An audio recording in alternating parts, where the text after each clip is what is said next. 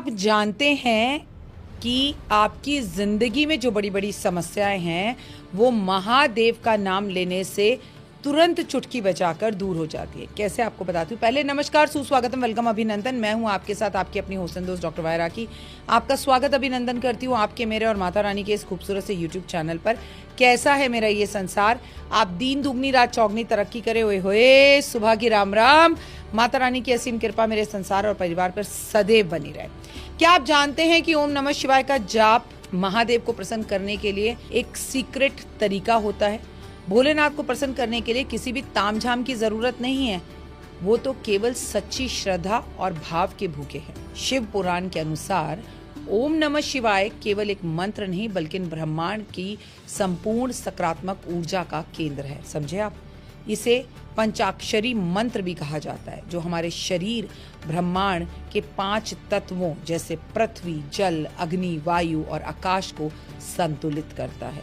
आइए जानते हैं कि इस मंत्र का जाप आपको कैसे करना चाहिए, कितनी बार करना चाहिए। वैसे तो सारा दिन सोते उठते जागते आप भगवान का नाम लेते रहें, और खासकर अगर आप कभी हरिद्वार गए हैं तो गंगा के तट पर बैठकर उनका नाम जरूर लें, क्योंकि वो कहते हैं ना, सांसों की माला पे सिमरू में आपका नाम। जाप की संख्या कोई नहीं है, जितना चाहे उतना ओम ओम ओम ओम ओम ओम नमः शिवाय, ओम नमः शिवाय, शिवाय नमः का जाप करें। शास्त्रों के अनुसार जरूरत और उद्देश्य के हिसाब से जाप की संख्या आप तय कर सकते हैं, लेकिन ये अगर आप कर रहे हैं तो आपको मानसिक रूप से सोचकर, समझकर, संकल्प लेकर करना होगा।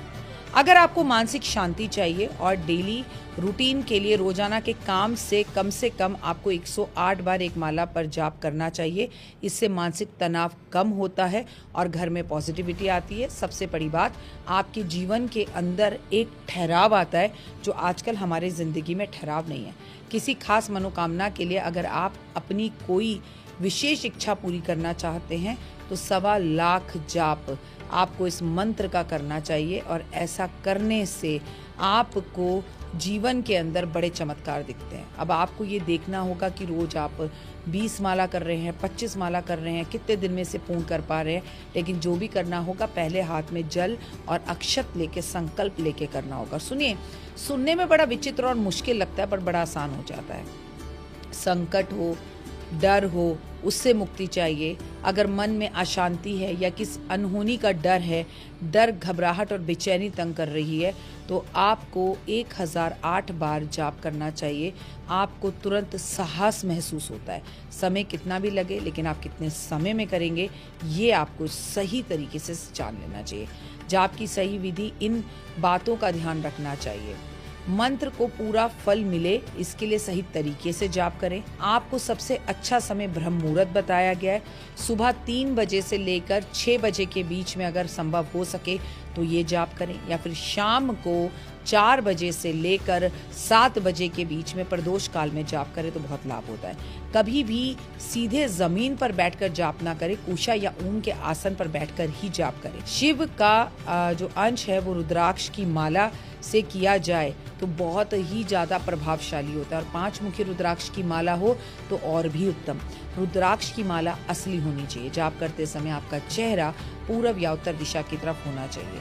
इस महामंत्र के 3 सबसे बड़े लाभ पता है क्या है आपको? अगर आपकी कुंडली में शनि भारी है या चंद्रमा कमजोर है तो ये मंत्र आपके लिए रामबाण की तरह है। ये ग्रहों की नकारात्मकता को खत्म कर कर आपके जीवन में सकारात्मकता को लेकर आएगा। यदि मंत्र शरीर के भीतर हीलिंग पावर को बढ़ाना चाहते हैं, अकाल मृत्यु का डर खत्म करना चाहते हैं, तो निरंतर जाप करते वक्त आपको एक गिलास पानी अपने सामने रखना है, और इस पानी को जाप करने के बाद पी लेना है, तो जीवन में सभी परेशानियां दूर हो जाएंगी। इस छोटे से वीडियो के जरिए मैं आपको बताना चाह रही हूँ कि जब हम जीवन में कुछ भी संकल्प लेकर करते हैं तो उसका लाभ निश्चित होता है। चैनल को लाइक, सब्सक्राइब और शेयर जरूर करें, और कमेंट्स में होए होए सिर्फ जय माता दी।